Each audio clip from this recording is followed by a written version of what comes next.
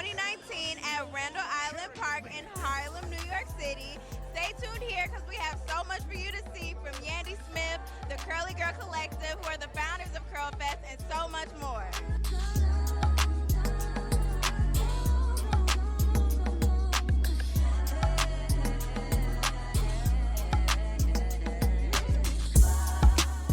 Hey everybody, it's Carrie here with Yandy. How you doing? I'm doing great. I'm super excited to be here. Yes, so is this your first time at Curlfest? No, I actually was here last year and I was a paying customer. I just came in to hang out and see what the hype was all about, and when I walked around I was like, I gotta be here next year. And it's so crazy because I was invited this year, so I'm a panelist and I'm also a vendor with my Yale Skincare. Sure, so on the panel, what will you be speaking about today? It's all about empowerment, women empowerment, and how I use my social media for social activism. Okay, cool. And then tell us about, you have a skincare line, right? I do. I'm excited about it. So it's an all-natural organic skincare line. I had some issues with my skin when I started wearing makeup, and I went to purchase at Sephora a bunch of things that I needed, that they said I needed, and it was almost $600. Oh, wow. And I was like, there's no way the average woman could pay $600 every 30 days.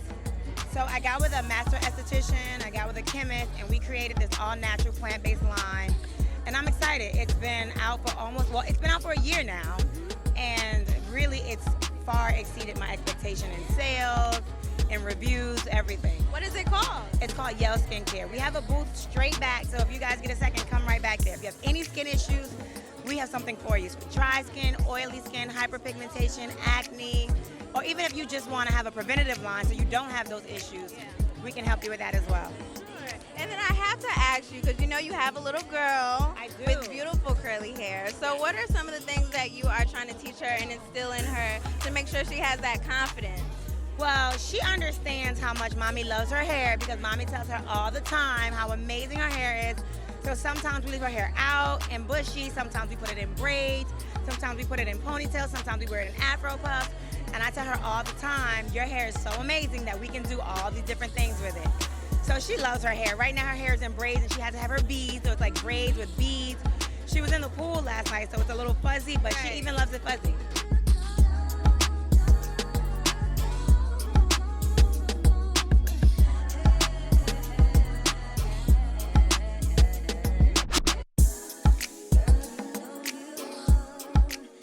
So can you tell the audience how you guys got started and why you guys put together Curlfest? Sure. We got started from a Google group in 2010. A bunch of ladies got together. We didn't have any other outlet to talk about our hair and our challenges, so we created that. Then we moved to a Brooklyn apartment and had a meetup.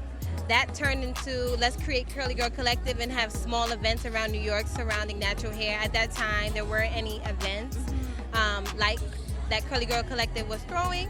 And then lastly, in 2014, we decided let's have a bigger event so more people can come. Men can come, they can bring their children, etc. And Curlfest was born. So it was really born out of a need and necessity, and because we were also the customer and the creator, we knew we needed a space to be able to speak freely and feel represented and heard. Sure. So what are some of the changes that you've seen ever since you guys started about like 6 years ago, right? Up to today? We've seen a lot of changes.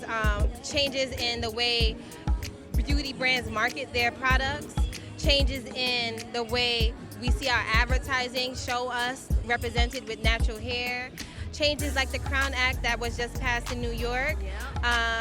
Those things, all of this is a part of the same conversation, right? So having Curlfest, having 30,000 people come show up to an event shows that there is a need and a demand for us to be in part of the conversation of beauty. Yes. And so I know you guys are expanding to Atlanta. Is that in September? Yes. So will you guys be expanding it in other cities as well, or are you just kind of gonna stick to New York and Atlanta for now? No, it may not be Atlanta. The following year is all a surprise, and we're planning to drop our seed in many places in the United States and abroad. So stay tuned. More surprises to come. And where can people follow you? You can follow us on Instagram at Curly Girl Collective, on Facebook at Curly Girl Collective, and Twitter at I Love CGC.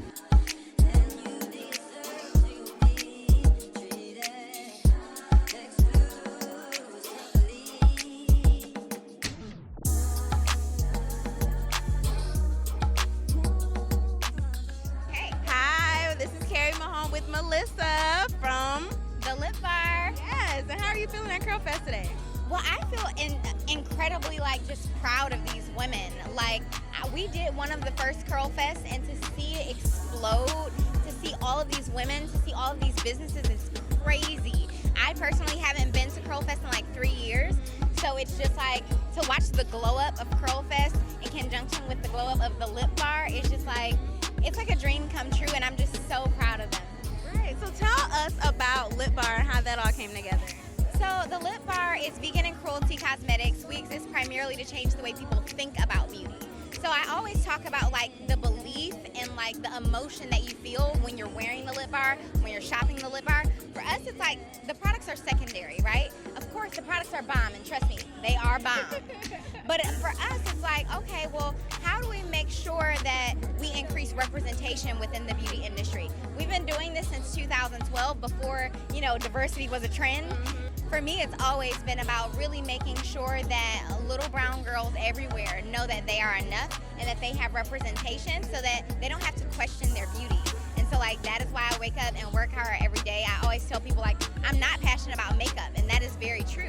But I am passionate about making sure that women feel like they are valid, because it's the reality is if you don't see yourself within beauty, if you don't have that representation, you're left seeking validation, and that is the solution that the Lipbar brings to the market. Yes, and you were on Shark Tank as well, right? And even though, well, tell us about Shark Tank actually. How was that experience? So we went on Shark Tank. They were incredibly cruel. They said we would never make it. We would never go anywhere. They didn't like all of our bold colors. And what was interesting about that, because I was on the brink of something very early, now it's funny to see the big guys copying the colors that we had in 2012. So, they said no, but I said yes, and we kept going, and now we're here. We're in over 450 Target stores. We just launched bronzer and blush. Life is crazy, so I'm happy to be here. Thank you so much for having me. Thank you so much.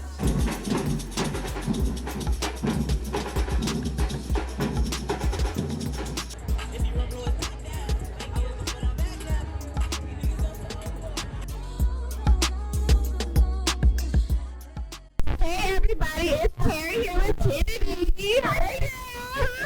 I'm so excited. I don't think y'all understand. I've been trying to find her since I've been here. You're the biggest in my head. I've always said, yeah, that big eyes. And it was over. I don't know.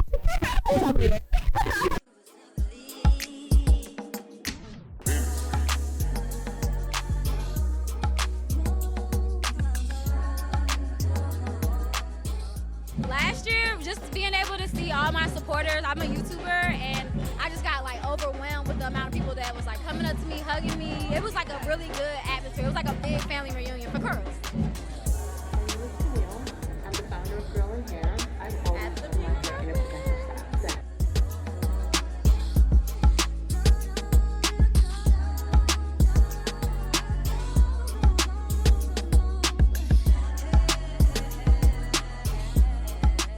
Hey Kia. How you doing? I'm doing amazing. Now I just want to say, on Instagram, I literally repost you all the time because your outfits be popping. Thank you. You're welcome. So can you give people some tips on how they could put some bomb outfits together? Well, I would first say think outside the box and just mix textures and fabrics. You really want to make your outfit pop. So you want to make it one dimension. Well, not one dimensional. You want to make it multi-dimensional. So you really want to mix textures and fabrics and patterns to really just make your outfit pop.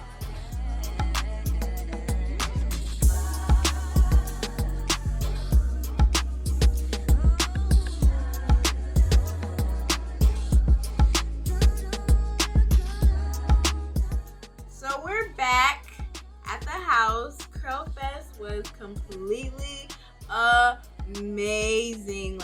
I had one of the best times ever. I'm so glad I was able to go, and I was so glad I was able to get my media passes. I talked to Simone, one of the founders of Curlfest, and obviously y'all saw all that when I talked to Kennedy, my precious Kennedy, I love her. And I talked to Yandy. That was super fun. It was just so unexpected. I didn't know what was gonna happen when I was going there. I was just, gonna have fun, and I completely had fun. Alice was a perfect assistant for me. She got really good pictures, really good videos, and was just amazing. And I didn't get to get one of the little tote bags that they were giving away for the people who actually paid money to go to Curlfest, so I did buy one. I bought this one. I don't know if you can see it. It says Curlfest with this little pretty black girl on it. It was $20, which I don't think was bad since, you know, I got it for free for Big Media. So that was cool, but everything went amazing. I had such a good time, especially for it being my first Curlfest. Like, I've been wanting to go to Curlfest for years. And I remember last year I was about to go and then I didn't get to, and I was so crushed because I wanted to go so bad. And I told myself, like, next year I'm coming. I don't know how, but I'm coming. So it was great. I don't regret anything. It just helped me further in my career. I don't know what else to say. Just beautiful black women, a bunch of natural hair, amazing everything. New York City, you're great. Well, it was in Harlem. But I mean, yeah, that's still. Now we're about to go. But it was fun. Thanks for watching this video. And I will see you guys later. Peace. I did that like that one girl. Let me not copy her. She be not Kennedy, but this other girl, she'd be like, just bye.